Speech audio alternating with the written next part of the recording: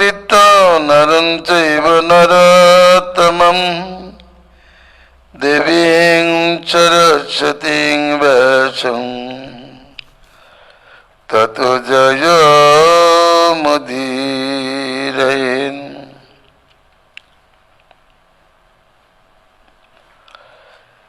यज्ञानमत्तं भुवनं दयालुरुल्लाघयनपकरोत् प्रमत्तम् सप्रेम सम्पदसुदयद्भुतेकं श्रीकृष्ण चैतन्यमहं प्रपद्ये।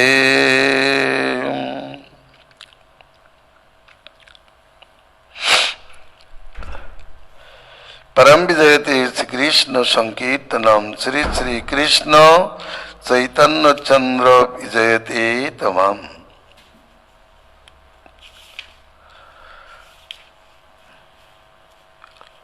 श्री गौर भजन रहस्य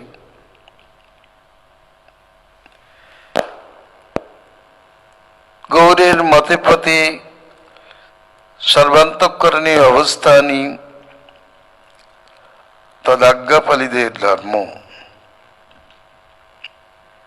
যারা চৈতন্যের ভজনাদর্শে অবস্থান করিতে পারেন না তারা গৌরগণ বলিয়া পরিচিত হইতে পারেন না। গৌর সুন্দর যে নাম দিয়াছেন সেই নামে নিষ্ঠ হলেই জীব গৌরী কৃপায় স্বরূপে ব্যবস্থিতি লাভ করিতে পারেন। গৌর যে নাম দিল সেই নাম গাও।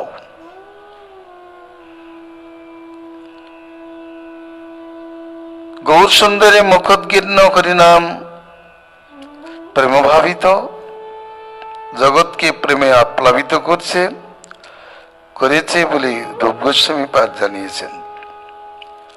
শ্রী চৈতন্য মুখোদ্গীর্ণ হরে কৃষ্ণেতি বর্ণকা নিমজ্জন্ত জগৎ প্রেমনি বিজয়ন্তং তদা ভয়া। শ্রী চৈতন্যের মুখোদ্গীর্ণ হরে কৃষ্ণ এই মহামন্ত্র জগৎকে প্রেম সাগরে ডুবিয়ে সর্বোৎকর্ষের সেই জয়যুক্ত হইতেছে। চৈতন্যদেব এই হরিনামই গান করতে বলেছেন তা আমরা দাস গোস্বামীর চৈতন্য অষ্টক থেকে জানতে পারি। নিজতে গৌরীজন জগতি পরিগৃহ্য প্রভুরিমান হরে কৃষ্ণ তে বঙ্গনন বিধিনা কীর্তয়ত ভো ইতি প্রায়ং শিক্ষং চরণ মধুপে পরিদিশন সচি শোনৌ কিং মে নয়ন শরণিং যাসতি পদম।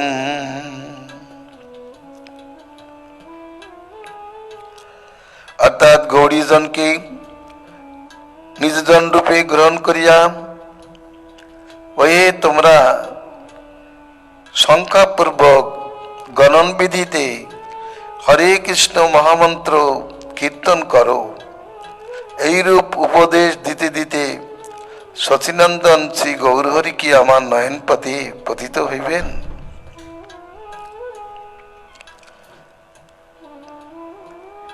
এইভাবে দাস গোস্বামী পাদ জানিয়েছেন। সচিনন্দন গৌরহরি যে নাম দিয়েছেন এ নাম তান্ত্রিক নাম। যেহেতু কলিযুগে শ্রী গৌর সুন্দর যুগাবতার তন্ত্রবিধানে সেবিত হন। নানা তন্ত্র বিধানেন কলাবপি তথা শৃণু। ভাগবতে বলেছেন একাদশ স্কন্ধে নানা তন্ত্রবিধানে এই কৃষ্ণবর্ণ দিশা কৃষ্ণ শ্রীহরি সেবিত হন। অতএব কেউ কেউ বলেন উপনিষদের মন্ত্র উল্টো করে শ্রী গৌর সুন্দর সমস্ত জীবকে দান করেছেন। উপনিষদে মন্ত্র আছে হরে রাম আগে, হরে কৃষ্ণ পরে। কেউ বলছেন কলি সন্তরণ উপনিষদে এরকমই মন্ত্র আছে, কিন্তু মহাপ্রভু যে মন্ত্র উল্টে তিনি সমস্ত জীবের জন্য বৈদিক মন্ত্রকে উল্টে দিয়েছেন, এই কথা স্বীকৃত হয় না, কোনো প্রমাণ নেই। কিন্তু তন্ত্র হইতেই মন্ত্র উত্থিত। জানি না শ্রী চৈতন্যদেব কোথা থেকে মন্ত্র সংগ্রহ করেছেন। এ মন্ত্র ব্রহ্মাও গান করেছেন। আমরা ব্রহ্মাণ্ড পুরাণেও এই মন্ত্র পাই। কোথায় কোথায় আমরা মন্ত্র পাচ্ছি এ সম্বন্ধে একটু বিশেষ আলোচনা আছে। সবই তন্ত্র থেকেই প্রাপ্তি, বিশেষ করে পুরাণ থেকেও প্রাপ্তি হয়েছে।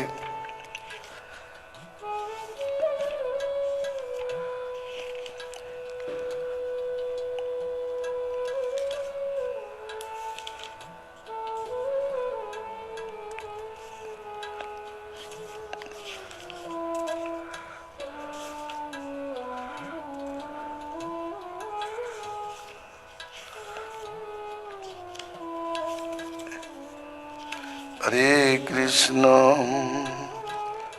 হরে কৃষ্ণ।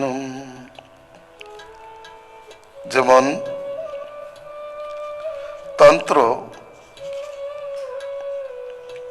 বিচারটি এখানে এসছেন, যেমন ব্রহ্মজামল, এটা তন্ত্রের একটি অংশ জামল। ব্রহ্মজামলেও এই মন্ত্র আছে। রাধাতন্ত্রেও এই মন্ত্র আছে।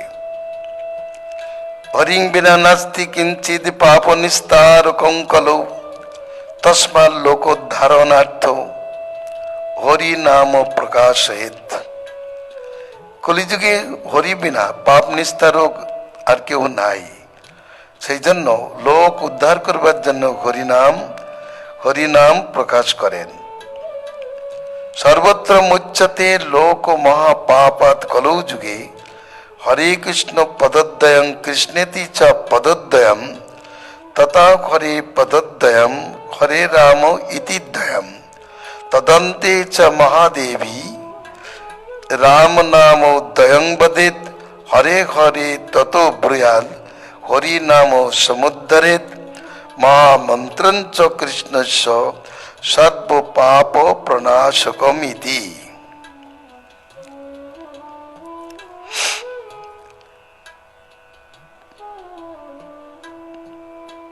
বলছেন সর্বত্র এই কলিযুগে সর্বত্র এই মহামন্ত্র, মহাপাপ থেকেও কলিযুগে জীবকে না এই মুক্ত করে এই হরে কৃষ্ণ পদদ্বয়। হরে কৃষ্ণ কৃষ্ণেতি চ পদদ্বয়ম কৃষ্ণ কৃষ্ণ তথা হরে পদদ্বয়ম হরে হরে হরে রাম পদদ্বয়ম হরে রাম তদন্তে চ মহাদেবী রাম রাম পদদ্বয়ম হরে রাম রাম রাম হরে হরে তত ব্রূয়াৎ। এই হরিনাম সমুদ্রে এই মহামন্ত্র,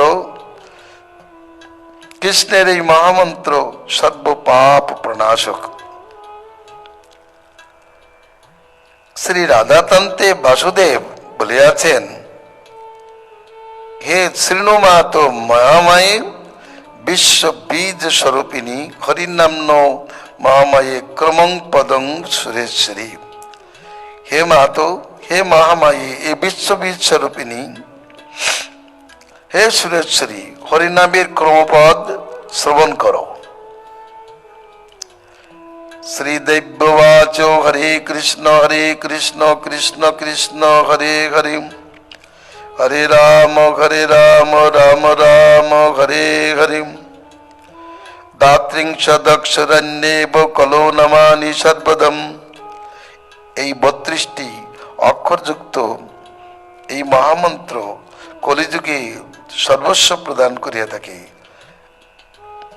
সিনো ছন্দ সুত শ্রেষ্ঠ হরির নাম্ন সদৈব হিম ছন্দো হি পরমঙ্গোজ্জং মহোৎপদমনা অনব্যয়ম সর্বশক্তিময়ং মন্ত্রং হরির নাম্ন তপোধনম। সহজ অর্থ, এই হরিনাম মহামন্ত্রীর বাসুদেব ঋষি গায়ত্রী ছন্দ ত্রিপুরা দেবতা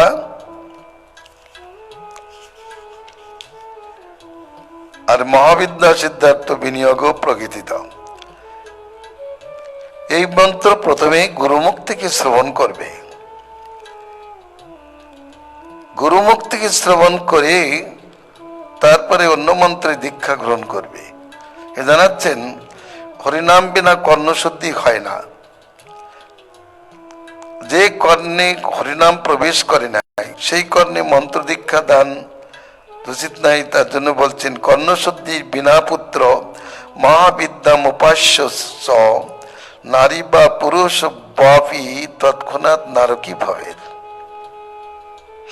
বাসুদেবকে বলছেন, হে পুত্র, কর্ণশুদ্ধি বিনা পুত্র,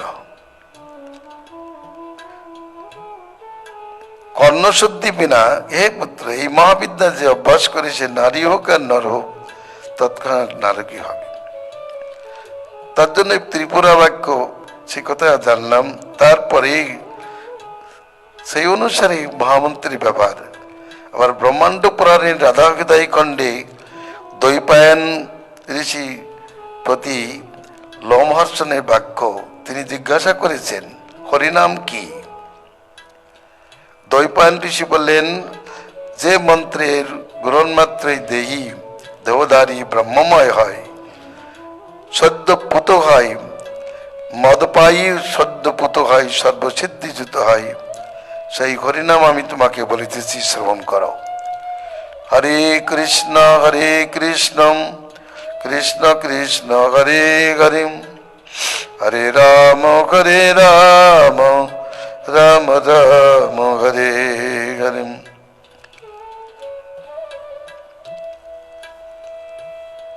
আবার সেখানেই বৃষভানুর প্রতি যে দেবীর আদেশ, তুমি হরিনাম গ্রহণ করো। যমুনাত্রী কুরুতু নামক ঋষি আছে, তার কাছ থেকে হরিনাম গ্রহণ করো। সেই হরিনাম কি না এই হরে কৃষ্ণ মহামন্ত্র। অনন্ত সংহিতায় অনন্তের প্রতি কৃষ্ণ চৈতন্য গৌর সুন্দরের উপদেশ। হরে কৃষ্ণ কৃষ্ণ কৃষ্ণ হরে হরে, হরে রাম রাম রাম হরে হরে। ষোড়শৈতানি নামানি দাত্রিংশদ্বর্ণকানি কলৌযুগে মহামন্ত্র সম্মত জীবতারণী। এই 16 নাম 32 অক্ষর কলিযুগে মহামন্ত্র নামে জীবতারণী সম্মত। উচ্ছৃজয়িতান মহামন্ত্রম যেত্বন্নত কল্পিতং পদম মহানামেতি গায়ন্তি তে শাস্ত্র গুরু লঙ্ঘিন। এই মহামন্ত্র পরিত্যাগ করিয়া যারা কল্পিত কিছু অভ্যাস করেন, মহানাম বলে গান করেন, তারা শাস্ত্র গুরু লঙ্ঘনকারী।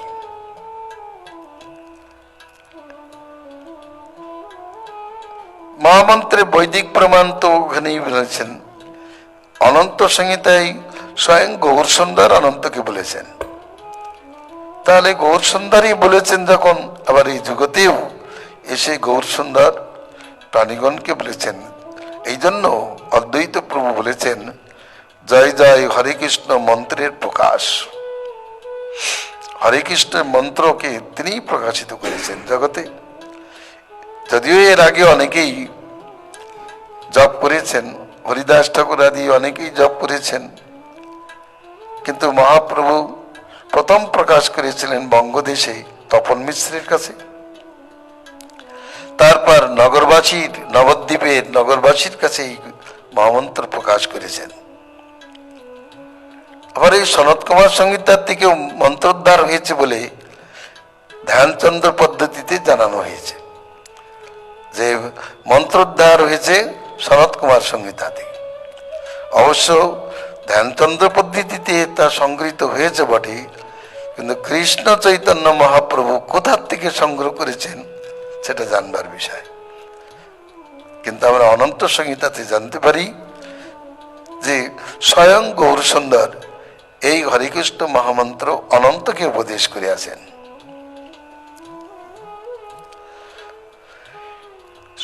সব জায়গায় একই কথা, এই কলিযুগ তারণে এই নাম সর্বশ্রেষ্ঠ। মন্ত্রেশ মহান বলে একে বলা হয় মহামন্ত্র।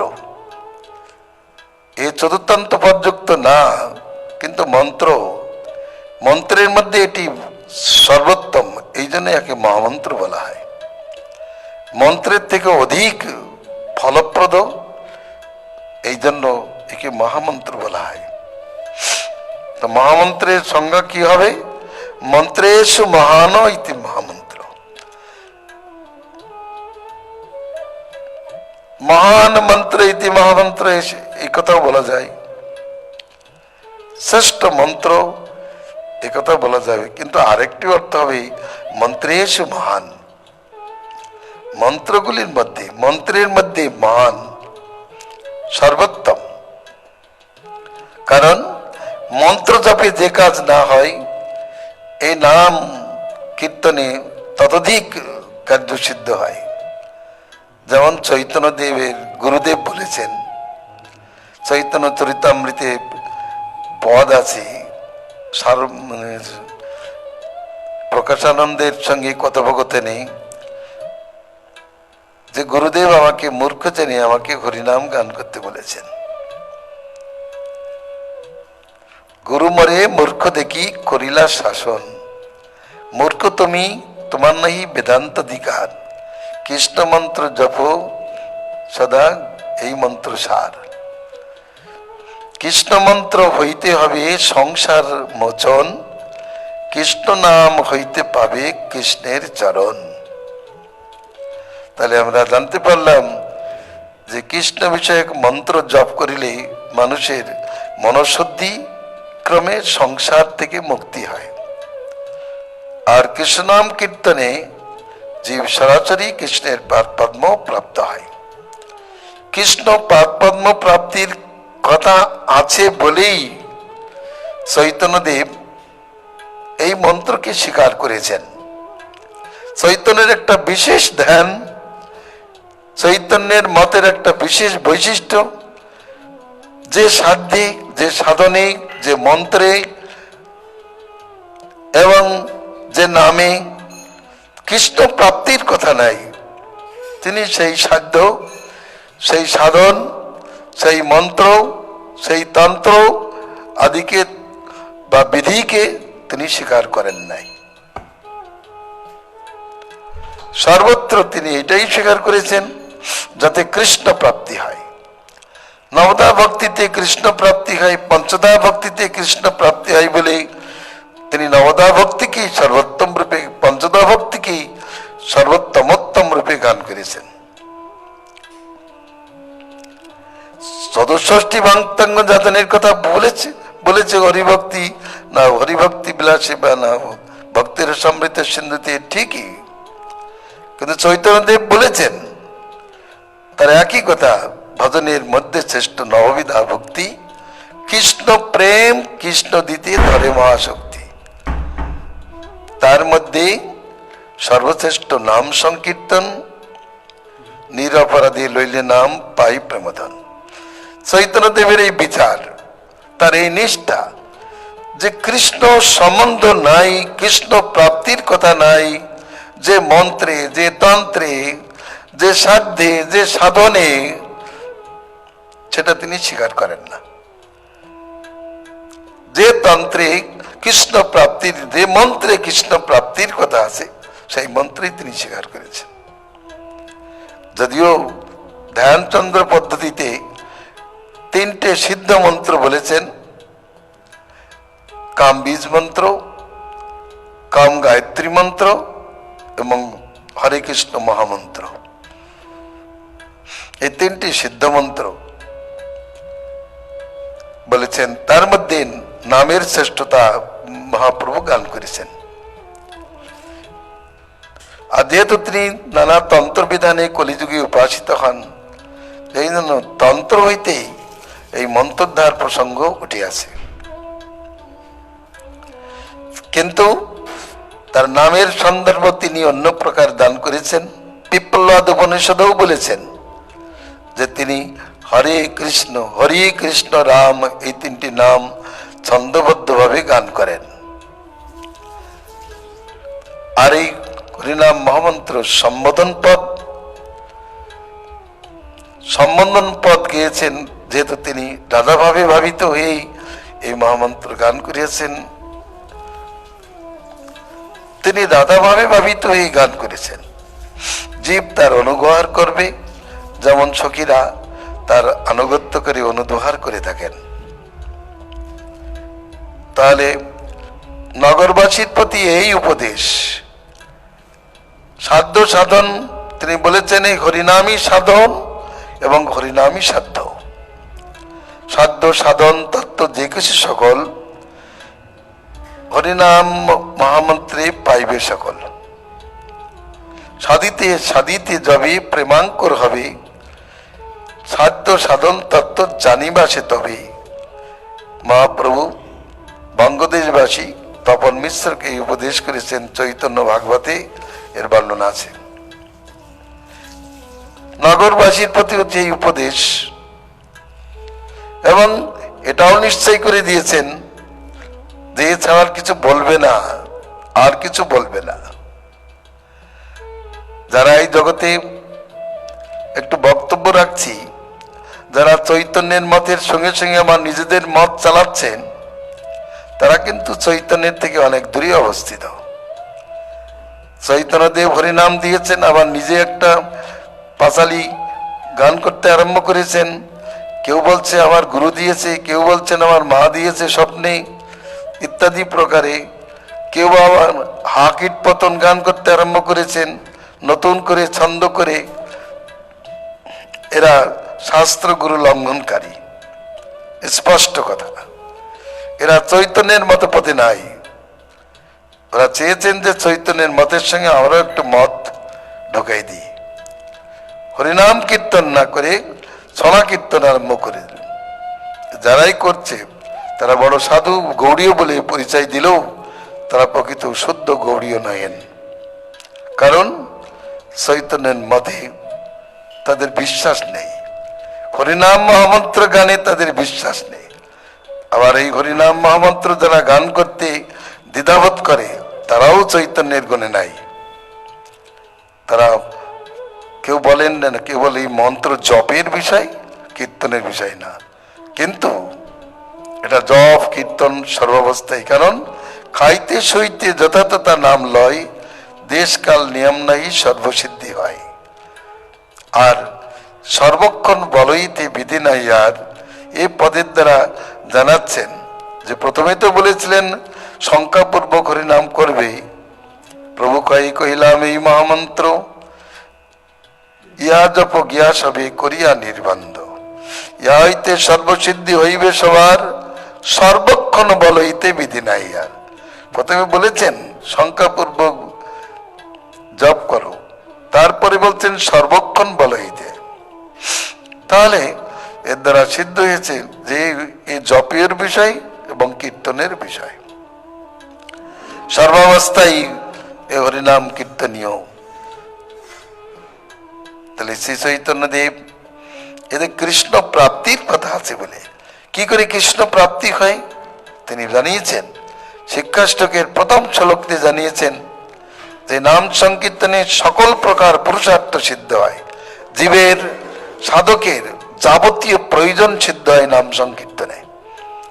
এই নাম সংকীর্তনে চিত্ত দর্পণ মার্জিত হয়, সংসার মহা দাবাগ্নি নির্বাপিত হয়, শ্রেয় কুমুদ প্রকাশিত হয়, বিদ্যাবধূ জীবন প্রাপ্তি হয়, আনন্দ সমুদ্র উদ্বেলিত হয়,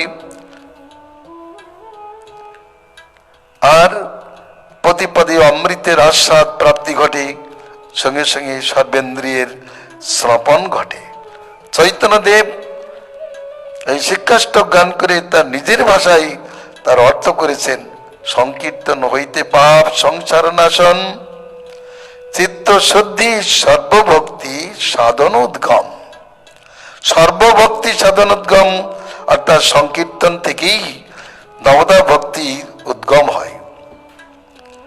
কৃষ্ণ প্রেমোদ্গম প্রেমামৃত আস্বাদন, কৃষ্ণ প্রাপ্তি সেবামৃত সমুদ্রে মজ্জন। তো অনেকে আবার বলতে চাচ্ছেন যে হ্যাঁ প্রেমোদয় হবে কিন্তু স্বরূপ তো পাবে না, বলে মূর্খতা। যে প্রেম পায়, যে প্রেম রস আস্বাদন করে, যে কৃষ্ণ পেল, সে স্বরূপ পায়নি, তার স্বরূপ নেই, এ কথা সিদ্ধ হয় না। যারা বলে সে তারা এক নম্বর মূর্খ। কৃষ্ণ প্রেমোদ্গম যখনই হয় তখনই তার স্বরূপ অবশ্য প্রকাশিত হয়েছে। প্রেমামৃত আস্বাদন করে কে? কৃষ্ণ প্রাপ্তি কিসে হয়? কৃষ্ণ প্রাপ্তিটা কোন দিয়ে হয়? কৃষ্ণ প্রাপ্তি তো প্রাকৃত দিয়ে হয় না। তাহলে কৃষ্ণ প্রাপ্তি ওর মধ্যেই অবস্থিত। নাম সংকীর্তনের সঙ্গে সঙ্গে অনর্থ নাশ এবং স্বরূপ প্রকাশ, কৃষ্ণ প্রাপ্তি এবং কৃষ্ণের সেবামৃত সমুদ্রে মজ্জন মানে সেবামৃত আস্বাদন আদি সবই সিদ্ধ হয়। এখানে পৃথক করে আবার স্বরূপ দিয়ে চিন্তা করে হরিনাম করতে হবে তা না, হরিনামেই হবে। যেহেতু এখানে কৃষ্ণ প্রাপ্তির কথা আছে এবং কৃষ্ণ প্রাপ্তির সঙ্গে সঙ্গে নিজের স্বরূপ প্রাপ্তিরও কথা আছে। কৃষ্ণ নাম কৃষ্ণের স্বরূপকে উদয় করায় এবং তার সাধকের স্বরূপটাকে উদয় করে দেয়, উদয় করিয়ে উভয়ের সঙ্গে মিলন করে দেয়, প্রেমামৃত সেবামৃত আস্বাদন করাই, প্রেমাম সাগরে তারা ডুবতে থাকে। অতএব এই জন্যই তাকে সাধ্য বলেছেন, এই জন্য এই সাধনকে শ্রেষ্ঠ বলেছেন চৈতন্যদেব। নাম সংকীর্তনের দ্বারা সর্বপুরুষার্থ সিদ্ধ হবে, এই কথায় যার বিশ্বাস নেই সে চৈতন্যের দলে থাকতে পারবে না। যারা মনে করছেন যে আমরা যদি অন্য কোনো জায়গার থেকে স্বরূপ না গ্রহণ করি তাহলে নাম কীর্তনের অধিকারী হব না, নাম কীর্তন করলেই স্বরূপ প্রাপ্ত হবে, এটাই শুদ্ধ বিচার। আর সব কৃত্রিম বিচার। নাম সংকীর্তন হইতে যে স্বরূপের উদয় হয় সেটি হলো শুদ্ধ বিচারবোধ, সেটি শুদ্ধ বাস্তব। আর নাম সংকীর্তন বিনা লোকের কাছ থেকে জেনে নিলেও তার স্বরূপের উদয় হবে না। স্বরূপের উদয় করাতে গেলে নাম সংকীর্তনেরই প্রয়োজন। যেটা লোকের কাছ থেকে জানবে, যেমন একজন কোনো ব্যক্তি তিনি সর্বজ্ঞের কাছে জানতে পারলেন তার ভবিষ্যৎ, তো ভবিষ্যৎ সর্বজ্ঞের কাছে জানতে পারলেন, সেটা কিন্তু কালেই ফলে থাকে। ভবিষ্যতে যেটা আছে সেটা কালে কালেই ফলিত থাকে, তাকে চিন্তা করতে হবে না, কিন্তু কালেই সেটা ফলে থাকে। যেমন রাতের জন্য কোনো সাধনা করতে হয় না, রাত আপনার থেকেই উপস্থিত হয়, তেমনি যেটা ঘটনীয় আছে সেটা অবশ্যই ঘটে। নাম সংকীর্তনের প্রভাবে যে কৃষ্ণের স্বরূপ এবং সাধকের স্বরূপ দুটো স্বরূপই উদিত হয়ে তবে তো প্রেমোদ্গম। প্রেম হয় কার? একা একা কি প্রেম করতে পারে? প্রেমের পাত্র যদি না থাকলে প্রেম কার প্রতি হবে? একটা নারী, যুবতী নারী ঘরে বসে থাকলে কোনো পুরুষের সঙ্গে যদি তার সম্বন্ধ না হয় তাহলে তার প্রেম বোধহয় হবে কিসে? হতে পারে না। তাহলে যখনই তার সুযোগ্য পুরুষের সান্নিধ্য লাভ করবে তাতে যত আকৃষ্টি হবে ততই তার প্রেম বিলাস প্রকাশিত হবে, তার সঙ্গে সম্বন্ধিত হবে এবং সেবা ধর্মে থাকবে, তবে তো প্রেমের আস্বাদন হবে। তবে নাম সংকীর্তনে ভগবানের স্বরূপ উদয়ের সঙ্গে সঙ্গে ভক্তের স্বরূপ উদিত হয়ে পরস্পরের মধ্যে সম্বন্ধের প্রকাশ করে দেয়। সেবানন্দ থেকে প্রেমানন্দ রস উদ্বেলিত হতে থাকে, সেটি তারা আস্বাদন করতে থাকে। সে আস্বাদন করে এই জন্য বলছেন প্রেমোদ্গম প্রেমামৃত আস্বাদন, সেবামৃত সমুদ্রে মজ্জন, নিত্য সেবা সে তখন সে প্রাপ্ত হয়। এতটুকু সৌজন্য নাম সংকীর্তনে মধ্যে বর্তমান। এই জন্য চৈতন্যদেব বললেন এই নাম কীর্তনটা পদ্ধতি অনুসারে করলেই পাবে। এই প্রেমোদ্গম কেবল পদ্ধতি অনুসারে গ্রহণ করলেই হবে। নিরপরাধে লইলে নাম পাই প্রেমধন। এই প্রেম কে পাবে? নিরপরাধে নাম কীর্তন করেন। নিরপরাধ কীর্তনের কি পদ্ধতি? আজ পর্যন্ত কোন আচার্য, এই কলিযুগে কোন আচার্য কোন পদ্ধতি প্রকাশ করেননি। তারা বলেছেন ওই শ্রীকৃষ্ণ নাম শ্রদ্ধাপূর্বক হোক আর হেলাপূর্বক হোক করলেই মুক্তি লাভ হবে। ভৃগুবার নরমাত্রং তারেত কৃষ্ণ নাম। হাসতে হাসতে কাশতে কাশতে পতিত হয়ে ধ্বংস, অন্য প্রাণী কর্তৃক ধ্বংসিত হয়ে হরিনাম করলে সে পাপ থেকে মুক্ত হয়। পুত্রাদির উপচারে হরিনাম করেও অজামিলের নাই জীব বৈকুণ্ঠ গতি লাভ করতে পারে, ইত্যাদি অনেক কিছু কথা এরকম বলেছেন। কিন্তু নিরপরাধে যে রূপে লইলে নাম প্রেম উপজয়,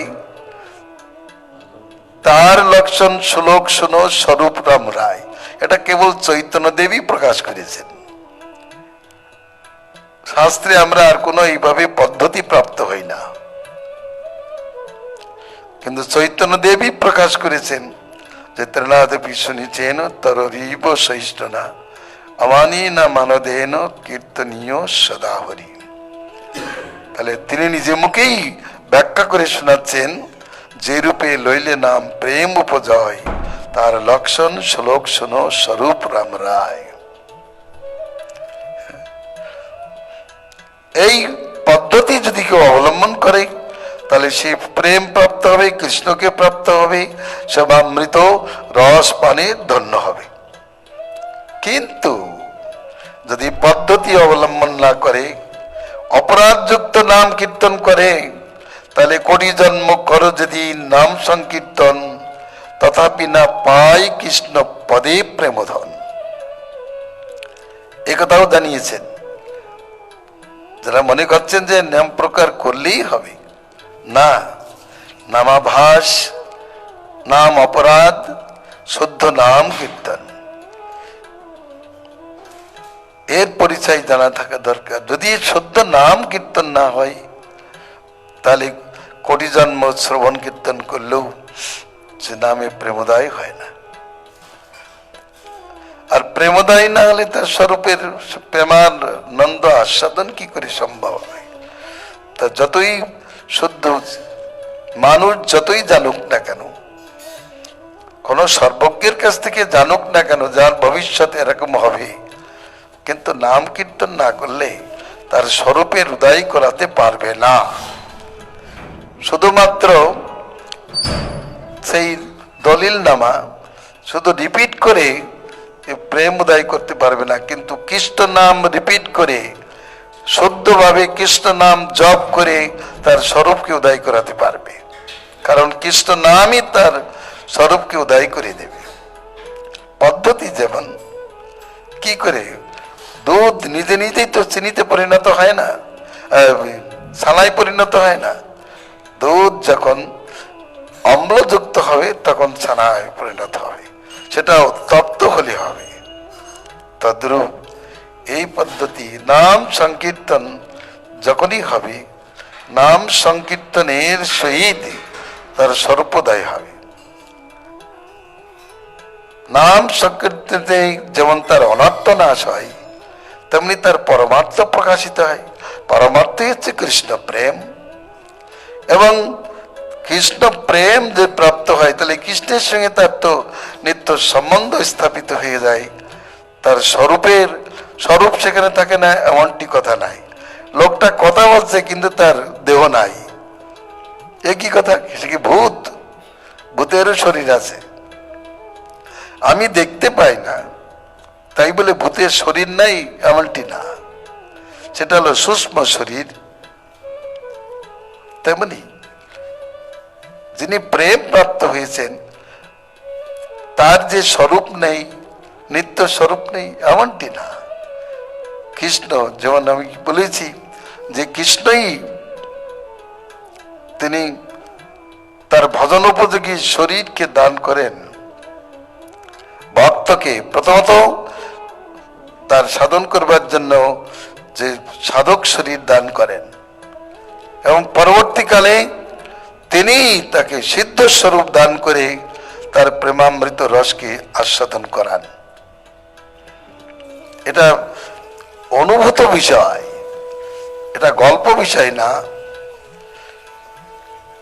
এর থেকে আমরা জানতে পারি যে কৃষ্ণ প্রথমেই, কৃষ্ণ যদি কৃপা করে কোনো ভাগ্যবানে গুরু অন্তর্যামী রূপে শিখায় আপনে, দীক্ষাকালে ভক্ত করে আত্মসমর্পণ, সেই কালে কৃষ্ণ তারে করে আত্মসম।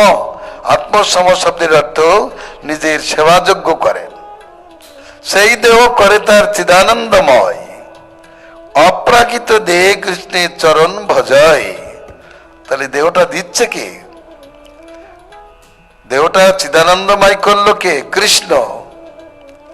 তাহলে এই সাধক দেহ অবস্থান কালেও দেহটাকে চিদানন্দময় করে তোলেন। আবার কৃষ্ণের নিত্য মাধুরী রস আস্বাদন করবার জন্য তাকে চিন্ময় শরীরও প্রদান করিয়া থাকেন।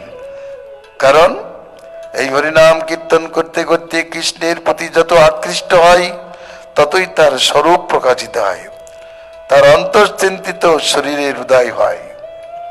হরিনামের সঙ্গে সঙ্গে কৃষ্ণের স্বরূপের উদয়ের সঙ্গে সঙ্গে জীবের স্বরূপের উদয় হয়। আর দুই পরস্পরের রূপে গুণে আকৃষ্ট হয়ে তাদের মিলন কার্য সিদ্ধ হয়। মিলন করাবে কি? এই কৃষ্ণ নাম সংকীর্তন। সংকীর্তন যেমন দুইটি বস্তুকে আটা দিয়ে যোগ দেওয়া হয়, দুখানা পাথরকে সিমেন্ট দিয়ে জোড়ানো হয়, তেমনি এই কৃষ্ণ সংকীর্তন ওই দুটোকে সম্মান দিচ্ছে। কৃষ্ণ স্বরূপ এবং ভক্ত স্বরূপকে মিলন করে দেবে, তাদের স্বরূপের উদয় করে দিল, স্বরূপের অভিজ্ঞান এসে গেল, আকৃষ্টি এসে গেল। কিন্তু প্রথমে আসে না। যেমন একটা সুন্দর ছেলে আর একটা সুন্দরী শিশুকালে এদের আকৃষ্টি থাকে না, কিন্তু যখন ক্রমে ক্রমে বাড়তে থাকে, যতই তাদের সৌন্দর্য বাড়তে থাকে, ছেলে এবং মেয়ে দুইজনের সৌন্দর্য যতই বাড়তে থাকে, তখন তারা একে অপরের গুণে আকৃষ্ট হতে থাকে, একে অপরের রূপে গুণে চরিত্রে আকৃষ্ট হয়। ওই আকৃষ্টির সঙ্গে সঙ্গে তাদের একটা মানস দেহ দিতে হয়, যে মানস দিয়ে তারা নিরন্তর একে অপরের সহিত অন্তরে অন্তরে মিলিত হয়ে প্রেম রস আস্বাদন করে। তাদের অন্তরে উদয় হয়, যদিও তারা দুইজন দুই জায়গায় থাকে, তথাপি তারা মনে এক জায়গায় থাকে। মানুষ দেহে একে অপরের সহিত মিলন রস আস্বাদন করে। তদ্রূপ কৃষ্ণের প্রতি অনুরাগ হলে, নাম সংকীর্তনে মানুষের বাল্যকাল চলে গেলে, কৈশোরকাল উপস্থিত হলে, তখন কিশোর কৃষ্ণের রূপে আকৃষ্টি ঘটে। কৃষ্ণের রূপের বা অদ্ভুত গুণে যখন আকৃষ্টি আসে, আকৃষ্টি তখন তাকে সুন্দর করে তোলে। সেই সৌন্দর্য আর বাড়তে থাকে। কৃষ্ণের রূপে ভক্তের রূপে ভগবান শ্রীকৃষ্ণ আকৃষ্ট হয়ে যান। কৃষ্ণ যখন তার রূপের দিকে দৃষ্টিপাত করতে থাকে, তার সঙ্গে মিলিত হওয়ার ইচ্ছা করে, তখন যোগমায়া সুন্দরী দুইজনকে মিলন করে দেন। এই যোগমায়া হচ্ছেন রাধারানীর সখী, রাধারানীর এক শক্তি। রাধারানী যখন দেখেন যে কৃষ্ণ কোন এক রূপে আকৃষ্ট হয়েছেন, আর এই রূপ তার কৃষ্ণের রূপে আকৃষ্ট হয়েছেন, একে অপরের সঙ্গে মিলিত হতে চান, তখন রাধারানীর অন্তর প্রেরণায় যোগমায়া দেবী দুইজনকে মিলিত করেন, দুইজনকে মিলিত করে দেন। সম্বন্ধ তাদের তো আগেই হয়ে যায়, সম্বন্ধ তাদেরকে বলে দিতে হয় না।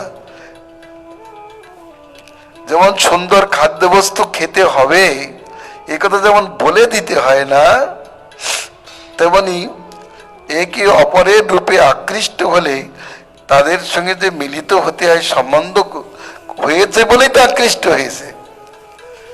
সম্বন্ধ না হলে আকৃষ্ট হবে কেন?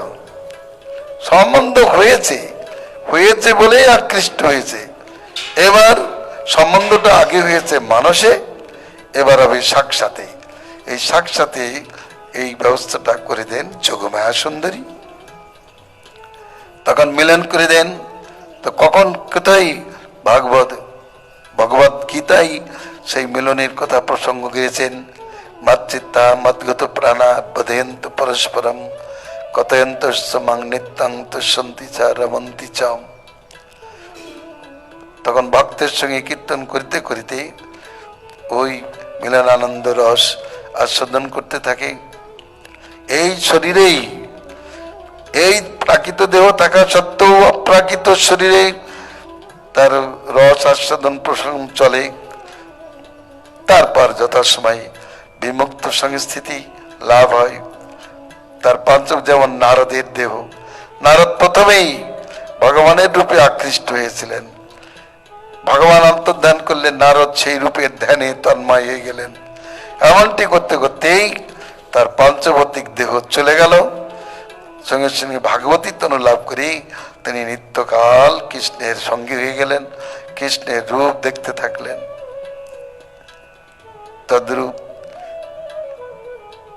হরিনাম সংকীর্তনের মাধ্যমে যে স্বরূপদায়ী পদ্ধতি ছিল, ভক্তি সিদ্ধান্ত সরস্বতী ঠাকুর প্রচুর নাম সংকীর্তন দ্বারা, গৌর কিশোর দাস বাবাজি মহারাজ, ভক্তি বিনোদ ঠাকুর, তারা প্রচুর, জগন্নাথ দাস বাবাজি মহারাজ, তারা সকলে প্রচুর হরিনাম কীর্তন করে স্বরূপদায় করেছে।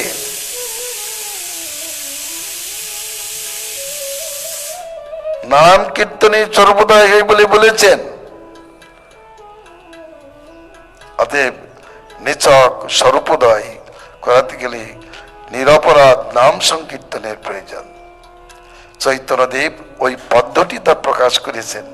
এর আগে এই পদ্ধতি ছিল না। নাম কীর্তনের কথা ছিল, শাস্ত্রে আছে, কিন্তু এই পদ্ধতিতে কীর্তন করলে যে প্রেমোদয় হবে, প্রেমোদয়ের সঙ্গে সঙ্গে ভগবত প্রাপ্তি কথা চৈতন্যদেবই বলেছেন। আর ভগবত প্রাপ্তিতেই, ভগবানের সেবানন্দ রস আস্বাদনেই জীবনের কৃতার্থতা, সেটাই পুরুষার্থ শিরোমণি প্রেম মহাধন। গোবিন্দিতি মঙ্গলম।